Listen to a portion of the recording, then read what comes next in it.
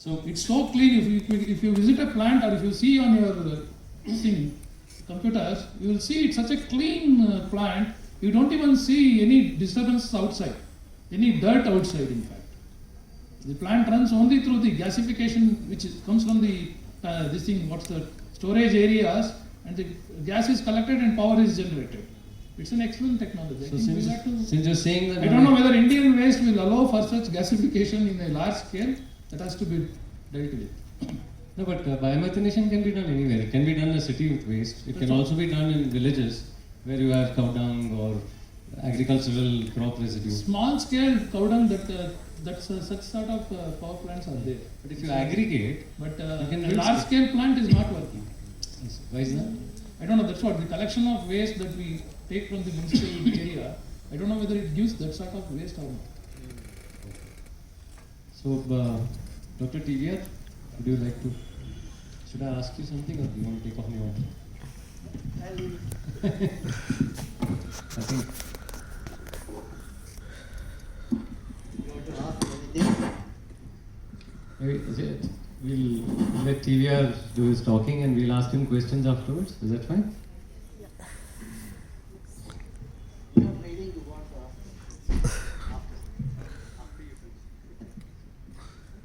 Well, I'll take you to the Western Ghats and I'll address the issue of dams and also sustainability. You know, this is the kind of the environment I work. And when I come to Bangalore, exactly opposite I see. You know, this is the region which constitutes only 5% of the India's geographical area. And if you look at the number of species that is there in this region, see, Western Ghats start from Kerala to the Gujarat. It's 8 degree to 22 degree latitude.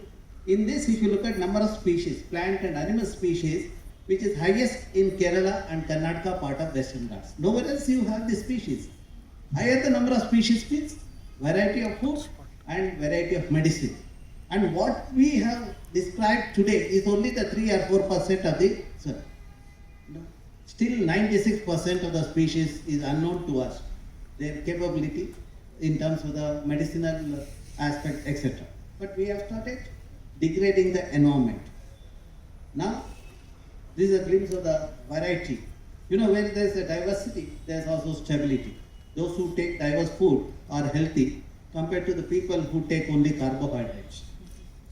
Now, when you look at the nature, nature is always in balance as long as this two-legged animal appears in the sea. And also the nature, when you look at renewability, sustainability is the principle of the nature. You see the young plants coming up, then the elder one disappear from the system. And also if you look at remediation is another aspect. You would have seen people washing cloth in the river. You collect the water sample. 500 meter downstream, you go and collect the water sample. You will see there are no contaminants in the second sample. Which means nature is doing the job of remediation. It is done by organisms like the biological organisms like algae, etc., which we call it as bioremediation, which is another hottest topic which the youngsters can take up. Now, if you want to manage the ecosystem, you should know the physical integrity, chemical integrity, which decides the biological integrity. For example, a particular species of fish, it has a habitat, it has a medicinal value. If I bring that fish to Bangalore, it is like Bangaloreans, it loses the medicinal property. That means, if I want medicinal property of the fish, I should make sure that I get it in its habitat. That means I should make sure its physical integrity is not disturbed. Okay? Now, these are my areas of research. I will not get into the details because I shared a dais with a person who works in KPTCL. I thought, let me also tell him about Sharavati River Basin. I mean, when I speak, when a researcher speaks, we speak only science and the truth. We make harsh comments when there is a mismanagement. This is the kind of the environment, and you know the way the land is covered. You know, whether it's forest, agriculture or degraded, it decides its functions. Whether it's a hydrological cycle, nutrient cycle or biogeochemical cycle. Now, to understand this, just visit one place in Sharavati River Basin. You know, when I was a student, it was like this. Today it's like this, thanks to KPCL. I have lost the greenery there. Okay? Now you are convinced that I have lost water is probably because of the greenery. Is it so? Let us try to understand that. I will now take you to the river basin. You know, river originates at Ambutirtha in Shivamogga, traverses 128 kilometers, joins the ocean. You ask any civil engineers who are in Bangalore, what is the river? Blue line is the river. That is the first tragedy. That means we are training the engineers who do not know river is a system. And when rivers are concretized, we go and celebrate. Go to the Gujarat. All the president lands there, you including Trump will come there and they will have the tamasha there. That means the cement buckets have become the river. Unfortunately, the river loses the hydrological capability. Okay. Now, what are the changes that happened in the river basin? See, we constructed a dam. Linganmakki Reservoir was commissioned in 65. You want to see the changes happened in the rainfall? Just take 119 years of Indian data, what is there. Divide into two time periods, 1901 to 1965, 1965 to today. You will be surprised to see this entire region was receiving the rainfall of 3000 to 4500 millimeter. That is during 1901 to 1965. Post 1965, the rainfall in this region continues to be 3000 to 4500, while this side it is about 1700 to 1900 millimeter. Now you saw that there is a change in rainfall. Second thing is density of streams. You see here is denser whereas here is sparse. Okay. Now let's look at the land cover. You have the remote sensing data, the picture that are taken from the satellite. You see that wherever forests are there, stream density is higher, rainfall is also good. Wherever we have degraded the landscape, you see that the stream density has become poor. Now, whatever the quantum of rain you get, what you want is the water. If water is all 12 months, you will be very happy. So we did the study to see whether people get adequate quantity of water all the 12 months or there are any changes. Okay. Now this is the, before that what we did is, we divided this Linganmakki basin into sub-basin. There is one tributary, this is one sub-basin. Like this, these are sub-basins in the west and these are the sub-basins in the east. Now in each sub-basin, let us look at what is the forest cover and what is rainfall. Today, I will skip this. See, the forest cover is 30% in the eastern side, rainfall is 1776 or 41%, 1790. While on the western side, forest cover is 65%, rainfall is 4800. While the 60%, 4400. This establishes the link between the forest and the rainfall. Now, let us go to the river basin, measure how long the water is there. These are our sampling points. Okay. Then we measure the streams for 24 months or 36 months. That is to understand the seasonal variability and year-to-year variability. The streams which carry water all 12 months, we graded that as A. The streams which carry water for 8 months, B. While the streams which carry water for 6 months as C. And the stream carrying water only during monsoon as D are degraded streams. Now look at the kind of the streams that are there. A type of streams are there in the region when its watershed or the catchment or Jalanayana Pradesha has the forest cover of native species higher than 60%. Okay? Wherever monoculture plantations have come, rubber plantation or acacia eucalyptus, it has become either B or C. That means somebody converts the native forest into rubber plantation, that fellow becomes big, while the local villagers lose the water for 4 to 6 months. This is not development. This is not sustainable development. This is what today's colonial rulers, the people who learn from colonial rulers need to understand that. And when the vegetation cover become less than 33%, you have water only during the monsoon. Now, if you want water, damage is not the solution. You keep the forest will retain the water. Do you know the forest acts as a reservoir of water? That is how you have the 12 months water. Now, you look at this, when the native forests are there, roots interact with the soil, which make the soil porous, and because of the recharging happens. You know, when it rains, if the water percolates, the movement of water is slow. There won't be any landslide or the mudslide in the region. When you remove the vegetation, you know, the water runs to the ocean. That is where the mudslides and landslides happen. That is what happened in Kodagu and Kerala. Now, when the water is stored in the underlying layer, what is the advantage? You have monsoon in this region because of rain for 4 months. Then the water stored in this region, which is a Vado zone, moves to the laterally towards the river or stream for 4 months. Then during the summer, the water in this region comes to the river or stream for the next 4 months. We have put sensors in the underlying layer. I know how much water goes down, how much water flows laterally in each season. No one else has done this study. And we have given this study to the entire globe to show how the forest plays a decisive role in retaining the water and releasing the water to the people. Then, let's look at the reservoir. The life of the dam is decided based on the dead storage, which is the amount of silt that is accumulated in the system. Now, because of removal of vegetation here, the siltation has enhanced. And my calculation shows life of the dam has come down by 25 years. It's only 75 years. We not only lost water, we also lost electricity because of the mismanagement. We are coming up with many project after projects, but we do not want to manage the project efficiently. You know, this is how to rejuvenate this region. I gave a report to the Karnataka Power Corporation in 2000. Today is 2020.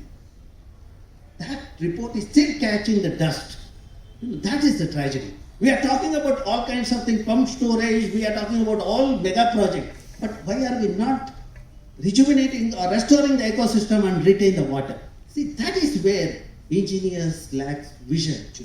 In the state where Vishwesharaya was there, born and worked, today we see that same kind of talent is missing in the system. Now, let us look at the diversity of life, animal. You see the animals are all there, whether it's a sloth, bear or tiger, where water is there 12 months. Where water is not there, only in this region, you see only the humans are there. Okay? Now, what kind of species are there? For example, this particular species of fish, which is new to science, we described it. It has a medicinal property. This fish tells me, if it has to have the medicinal property, it has to be in the same habitat where it is. Now, the fish to survive in that habitat, you all know that it requires water for 12 months. For the stream to have water all 12 months, it should have the catchment, Jalanayana Pradesha, with a native species. That means this fish can give medicine only if you have native species in the catchment. If you convert that into barren area or into resort or into the monoculture plantation, we will lose the organisms of this kind. Okay? Now, people talked about global warming and climate change. I will give you something very interesting, what we learn. You know, you all know frogs are known as amphibians. They have 2 stages in the life cycle. The juvenile stage requires water, while the adult stage it requires the land. That's why we call it as amphibian. Now, this particular species of frog, you know, juvenile stage means the tadpole stage, it requires the water. Now, if the water is not there, what happens to the organism? The question arises. Now, look at this organism, Philatus leucorhinus. After fertilization, young ones emerges out. There is no tadpole stage. That means the animals have learned how to get adapted to a situation when there is a water scarcity. I'll write it and give you all that when there is a changes in climate, when there is a water scarcity, no humans will survive on the earth. Only the organism like this will survive laughing at us. That's where from the evolutionary point of view and ecological point of view, understanding this behavior is very important. Okay? Now, we also talked about ecological footprint. This again, for the first time in the country, we came up with this. We talked about environmental flow also. I'll not get into the details, but when you look at this river basin, Kali basin, exactly similar to the Sharavati basin. Where there is a degradation, you see the less rainfall. Where it's not leeward side and all those things, there's the same basin, orographic precipitation, but still you see rain was there, but today there is no rain. Rain has come down. Okay? Now, if you look at this, rainfall pattern has altered, and look at the amount of water that gets infiltrated and what is the demand, societal demand. And here, you see there is no percolation of water and all the water goes towards the ocean, and there is a demand also which cannot meet the water cannot meet the demand. Now, we also looked at how much water is required for the society and agriculture and all those things. Wherever forests are there of native species, there is enough water for the people, and people grow the cash crops, etc. Wherever people have degraded things, they struggle to have the water, and that's where the scarcity of resources happen. That means mismanagement leads to the scarcity of resources. That is happening in the entire country. So that is what is we have to understand, and this gives the linkages of biodiversity. And look at the way the forests are there. If forests are intact, you have water 12 months. If forests are fragmented, you have the water for 4 to 6 months. If there is no forest, there is no water. Only the 4 months is right. This is in another river basin. This is what we need to understand. So you understood that there is an alteration, microclimate, water sustainability, and also the silt yield in the catchment, and also biodiversity. Okay, based on this, we said which are the regions which are ecologically sensitive. There was a hue and cry in Kerala and some parts of Karnataka without even understanding. I said that Western Ghats constitute only 5% of the India's geographical area. In that 5%, only 40% we have said that ecologically sensitive, which constitute only 1.8% of the total India. If we keep this place intact, our children will have water and food. If it is not there, I don't know, the people with briefcases, probably they will go to some other country and they will survive. People like you and me will not survive in this place. Understanding this kind of importance, relationship between the forest and water, our elders conserved the forest in the name of sacred groves, or Devarakadu. You go to that forest area. You take 2 samples and you analyze. Let us say there is a forest, here is a monoculture plantation. You look at the people who are residing in this region. People where forests are there with native species, they are earning 1,54,000 rupees per acre per year. Whereas here, the people who are in the vicinity of monoculture plantation, they are earning only 32,000 rupees per acre per year. The main reason is their water is available 12 months. They can grow multiple crop or a cash crop. Here they can grow only one crop. Second thing is the absence of pollinator. There, because of the diverse vegetation, I have diverse pollinators. I have the higher productivity. Here, because of monoculture plantations and because of release of toxins, I don't have pollinators. Only 1 or 2 species which may do the pollination, may not do the pollination. That is where the earning has come down to 32,000 rupees. Every forest patch, when we degrade, the poor man loses the water and his livelihood to an extent 1,54,000 minus 32,000 rupees per acre per year. That is what we need to understand. Country has to move to the $5 trillion. We can make country 5 trillion provided if we sustain the water in our landscape. Okay? Now, I know the people talked about Bangalore. I don't want to come back to Bangalore and talk about it. There's enough water in Bangalore. Okay? Now, look at the amount of carbon the Western Ghats forests are storing. We did the analysis. Bharat is here. So, 100 billion rupees is the carbon that is stored in the forest. And every year, if you look at it, is storing 32 million tons of carbon every year, which is amounts to $1.7 billion in the reserve. I can also handle the global warming by just conserving my forest so that I can mitigate the changes in climate. Now, let me take you to Kodagu. Kodagu, Colonel spoke about the Kodagu, the catchment of Kaveri. You all want Kaveri water, but you don't want to respect the landscape of Kodagu. The kind of project that is coming up. I will not get into the details. I think Colonel has a copy of the report. He might share with you all. See, this gives the sacred groves. Once upon a time, people understood the relationship. They protected the thing. But today, I see 2 things happened in the lifetime. One is when colonial rulers are there, they looted the forest in Kodagu. Today's rulers also have been looting the forest in the Kodagu. I see all big fellows having 500 to 900 hectares of land in the Kodagu. The people who are home minister, ex-home minister and all kinds of positions, they have land in the Kodagu. That means even today there is an invasion of land is happening in Kodagu. So the Kodagu people has to take up the issue. Okay. Now this gives the various movement path, etc. Now this gives the rainfall pattern and also the population density and what are the projects that is coming up, road network, rail network. The project coming up is fine, but what is the implication of that? Have anybody has understood and visualized that? Have they come up with a mitigation measure? Just because to make money, they will have this. Suppose tomorrow if somebody thinks that the road from here to Hepal, from this place to Hepal, one elevated corridor is required which will give them some 60 crores. That will be sanctioned. So that is the tragedy. Now, which are the linear projects? We looked at that and also we looked at how the land use is changing. We use the standard protocol. Okay. Now, how the land, the cover is changing from 1973 to 2018 if you look at 40% under evergreen forest. Today it's about 24%. 50% loss in the evergreen forest cover. That means Mother Kaveri is losing the ability to retain the water, which is what I highlighted earlier.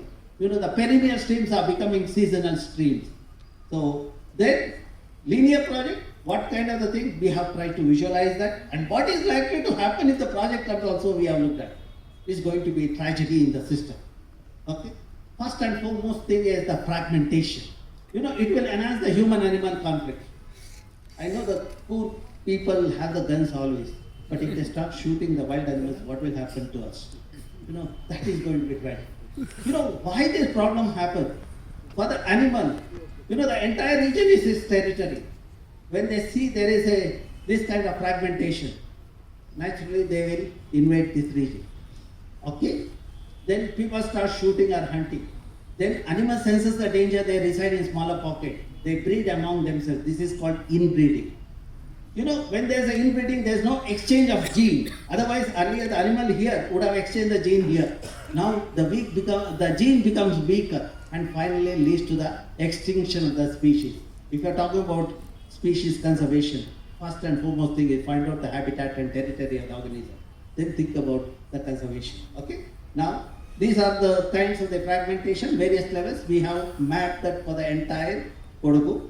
So, and you know, fragmentation, level of fragmentation we analyze. This gives the fragmentation in the Kodagu. And we also visualize what is going to happen with project, without project.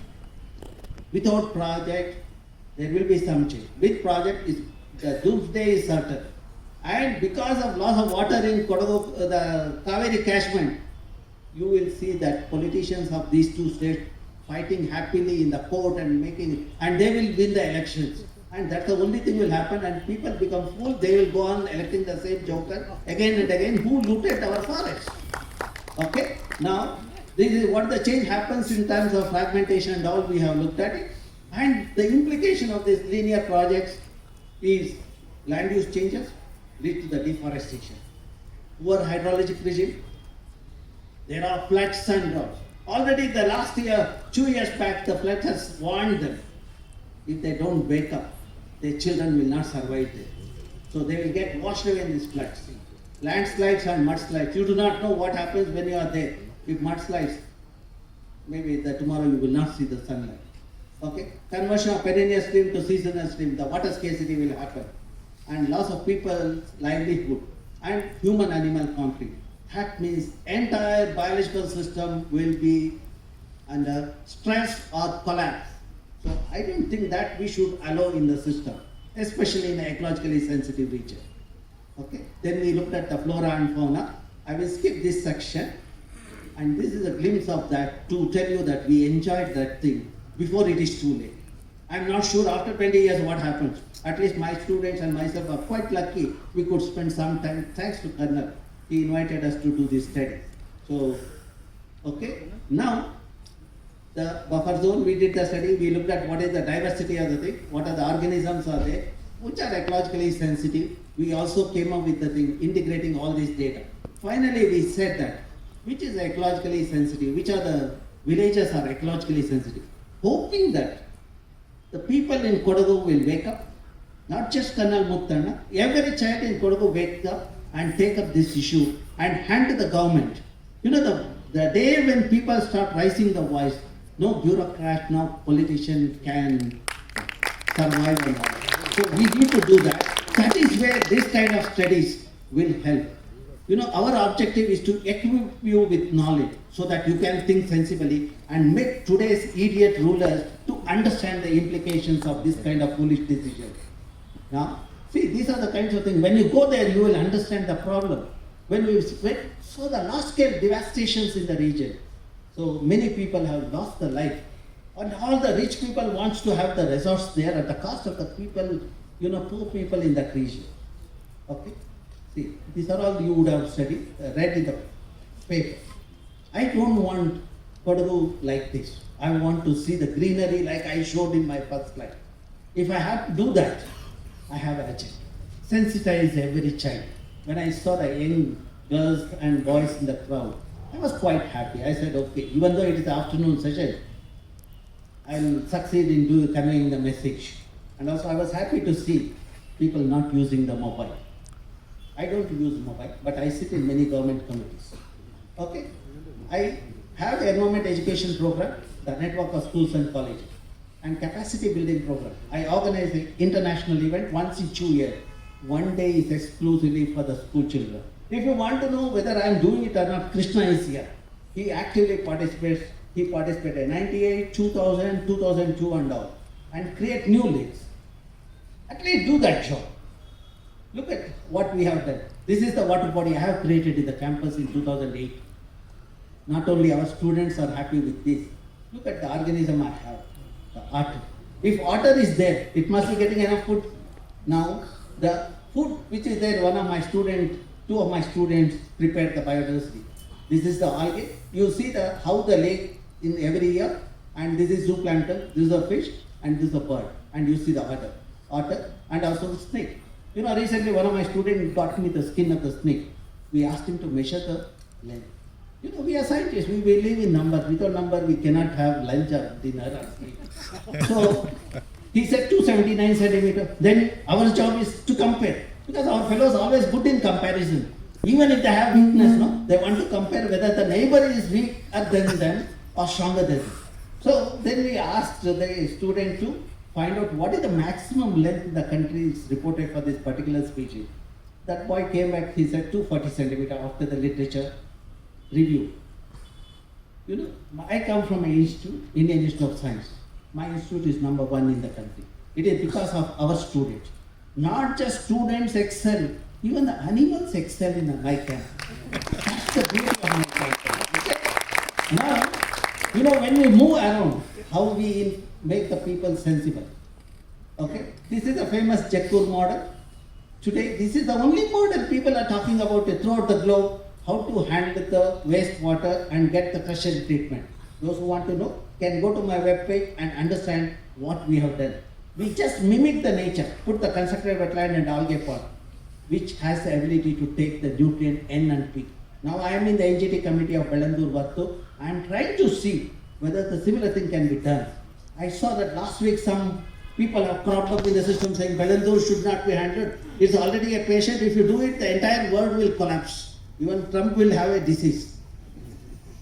That is the kind of thing people come up with that. But unfortunately, everyone wants to have their identity, you know, they want to show the presence of them. Unfortunately, media is there to showcase all those jokers in the system. Now, how we influence the people. I know our person is sleeping, so he will not alert me, but I will take another 5 minutes. Okay? So, see, this gentleman is a saint in Mudubidri. After my couple of talks, he was following my talks and my work. He came to know that I am in Mangalore. He asked me whether I can meet him. So we met him. He said he has 12 acres of land.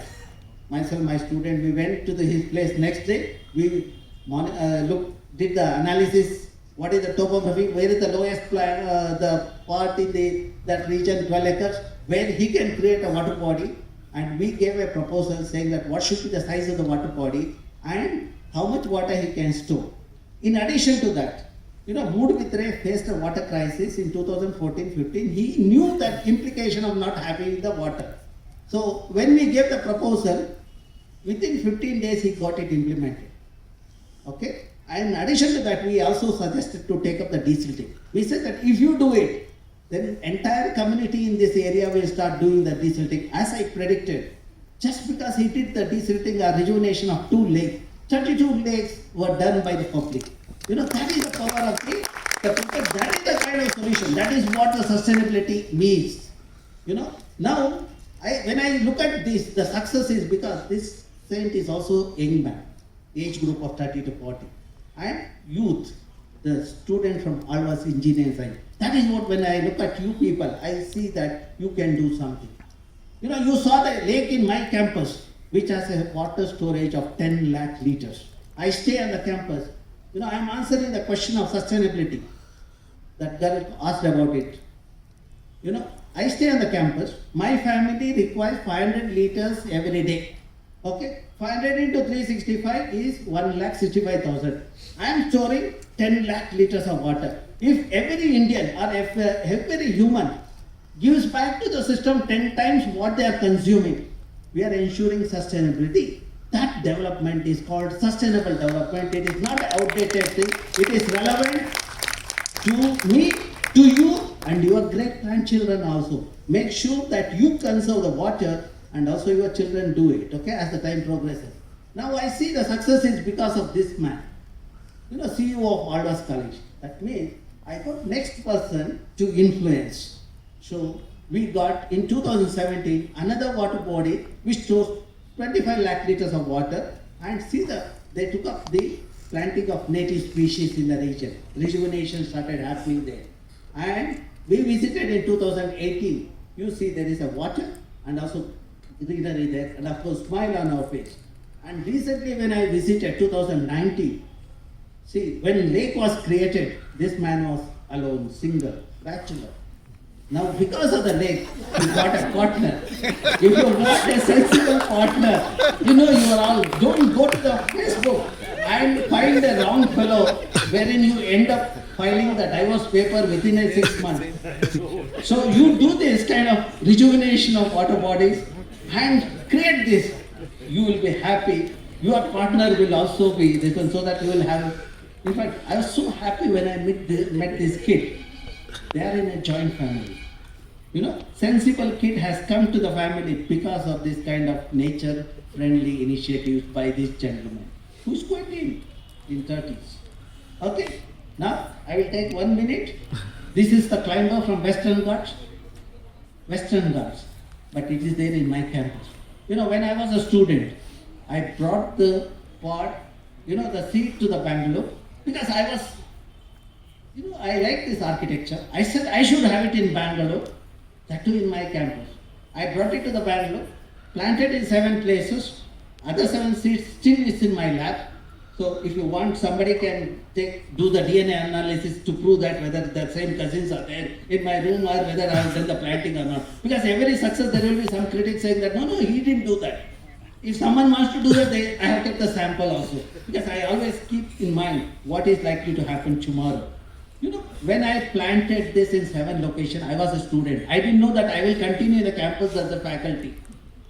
Among the 7 locations, only 1 place it has survived, that is next to this building where I have worked for 2 years, and also for some years our Krishna was also there. That means even the plants keep track of us. Otherwise, you see that why it has to come only here, why not in other 6 places? Planted by me, the same kind of environment, same kind of soil, and same kind of treatment, because I was going around watering the thing and taking care of that. But this fellow realized, when I grow, I will take care. Like, you know, today's Bangalore, if you look at, if you become slightly aged, your children will put you in the Rudashram. But this plant knew, as it grows, there is some fellow who will take care. That's where it is safe and it has come up there. The message here is, plants do keep watch on you. Okay? Now, in front of the mini forest, in front of this department, we created a mini forest. Again, this is when I was a student in the campus. 2 hectares area, 49 species, all of them have survived, and 500 sapling. And that region was infested with Parthenium in 90s, 89, 90s. Today you have to come and search for Parthenium. and groundwater at that time is 150 feet. Today, I have the water at 5 to 10 feet. If you want water, what do you have to do? Create mini forest in urban area. You will have water. At least 2 hectares of mini forest in each ward. I have requested Chief Minister of today to do that, so that at least groundwater recharge will happen, temperature will come down by 2 degrees, and children will have recreation. Without recreation, they have become slaves of this stupid instrument called mobile, and they have become dumb fellows. I want them to become a Bangalorean, true Karnataka fellows with a brain. Otherwise, they will only become a dumb children of this land. It's of no use. Okay, then you see the kind of organisms I have, slender or poor family, varieties of snakes, and of course the bird. And it gives you an idea of a rainforest. So if you see that, you get a feel when of a rainforest there.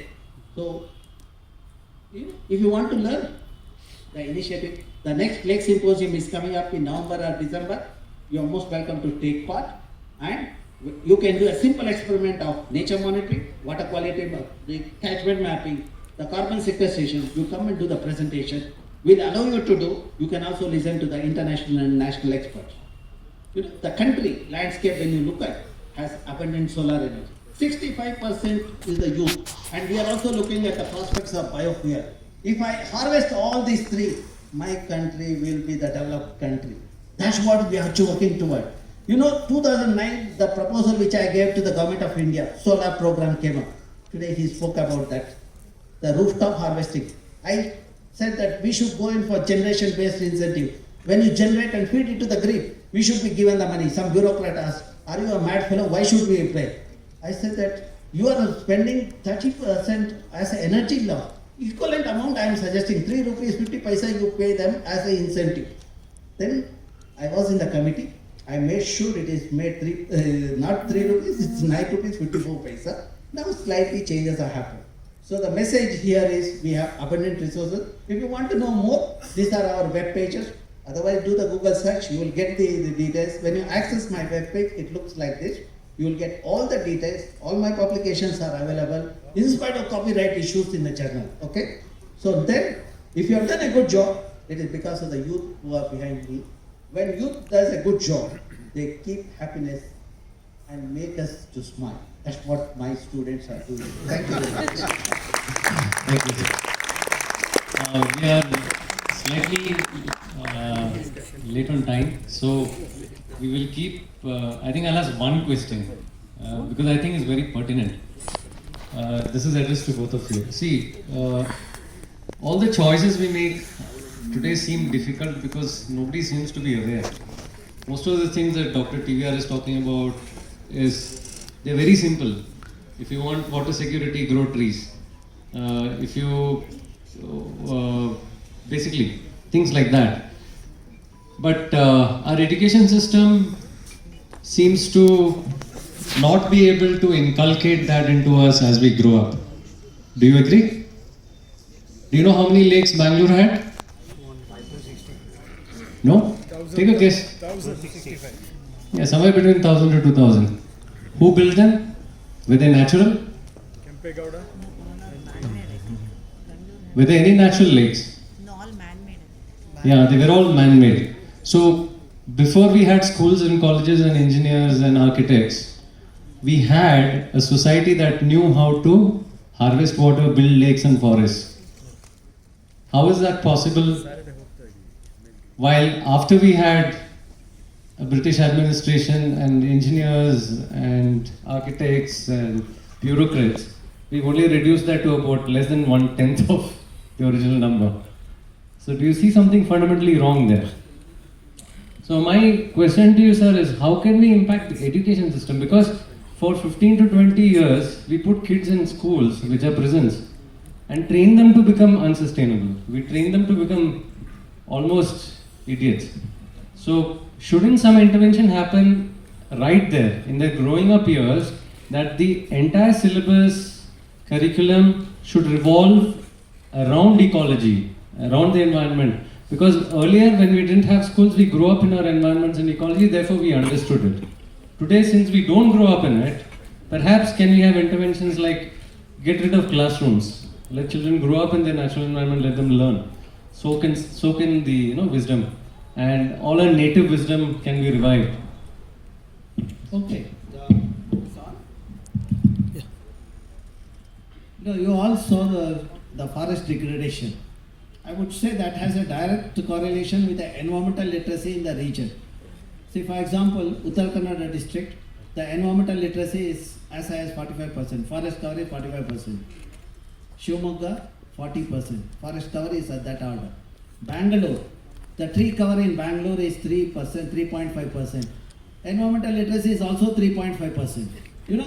General literacy is there. People can read and write, send messages, even our maid servant can do that job. But environmental literacy is missing in the system, which is the root cause of our problem. For all kinds of problems, whether Vruddhashram is increasing or lakes are not getting rejuvenated, I would say the main thing is because we have generated environmentally illiterate people in the system. If you want to change the situation, invest in the education and make them environmentally literate. That is the silent weapon. If Kodagu, the Kaveri catchment has to be conserved, I would say every child in Kodagu learn, understand the functioning of ecosystem in a simple way. It's not necessarily government has to do it. If government can do it, wonderful, because government don't want to do this kind of thing. They know that they will not get votes if everyone become environmentally literate.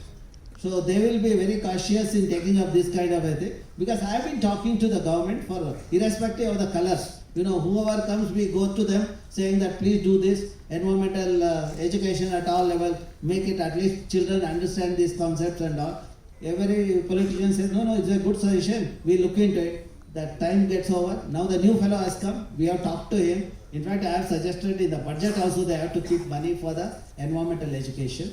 And in addition to that, the government thing, if government is not doing, I think it's the onus is on the people like us.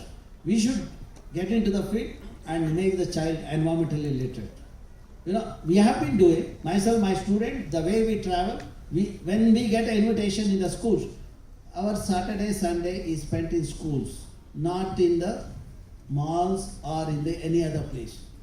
So that's how we spend. Holidays are celebrated in schools when the children are there. We give them a talk, make them to understand how the nature functions. The child, when they understand how nature functions, no child will abuse that. The child who knows the importance of mother will never forget mother's contribution, will never think of putting mother in Vruddhashram. If you have not done the job of teaching the child properly, then only you have to, the back end of your career, you have to spend in the Vruddhashram. So that's where I would say environmentally literate child is an asset to the country. We need to invest in that direction, move forward. Would you like to say anything? Closing note? Sir has covered the entire thing, but I have nothing left for me. But still, what I see is from youngsters, most of us we are aware of what's happening and what we are into. I think we need to have an attitude to do what Professor has been telling us in his presentation as well as now. I think we need to move in a different way. How many of us would spend our time with plants? I see young children do not do these things. We love spending time with plants. I am also from a poor place called Samarpet. Okay, I have seen what it is, what has happened last year. And I am part of those activities where, including my house, which I dismantled because neighbors told it will fall one or the other. It's a more than 100 years old house, sir, in Samarpet, in the town itself. Okay, neighbors put a pressure on me, stating that it will fall on our house. So you dismantle it. Okay, that is the state it had happened. All these things, we are the root cause, true. But what correction factors we need to take?